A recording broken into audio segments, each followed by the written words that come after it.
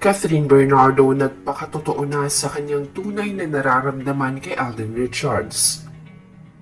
Nagpakatotoo na nga si Catherine Bernardo sa mga sagot niya ng mag-guest sa programang Fast Talk with Boy Abunda sa GMA7. Kung dati-rati nahihiya o alanganin pang sumagot ang aktres sa mga tanong tungkol sa personal nitong buhay, ngayon ay hindi na. Sa 2 minutong fast talk ay inamin ni Catherine na mas gusto niya ang lights off kesa lights on.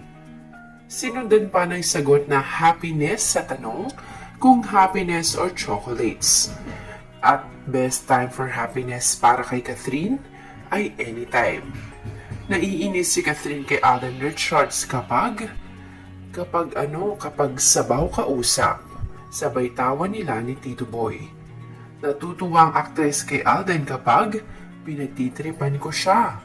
Nagagwapuhan naman ng dalaga kay Alden kapag yung buhok niya maayos at malinis sabay muestra.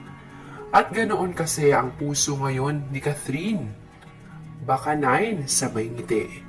Sinasabing panayam kay Catherine ni Tito Boy ay kitang-kita kung gaano siya kaligaya at makikita iyon sa kanyang mga mata. Maraming nagsisabing iba na ang kilos ng Kathleen kahit off-cam.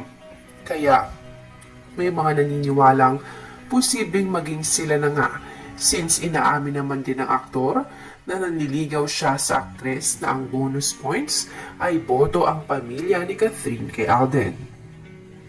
Edad 34 ang sagot ni Catherine sa tanong kung kailan siya mag-aasawa. Lalo't sinagot niya ng handang-handa na siyang magkaroon ng boyfriend either ngayong taon o sa 2025. At mukhang bumagay nga sa kanila ni Alden ang title ng kanilang pelikulang Hello Love Again dahil baka sa pagkakataong ito ay posible nang masabing Hello Love Forever na. Anyway, may nabalitaan tayo na umabot na sa mahigit 50 million ang halaga ng nabiling tickets para sa first day of showing ng Hello Love Again. Handog ng Star Cinema GMA Pictures mula sa direksyon ni Direk Cathy Garcia Sampana. Samantala, sumabak muli sa panibagong TikTok video challenge sina Catherine at Alden. Narito ang nasabing video. I'll give you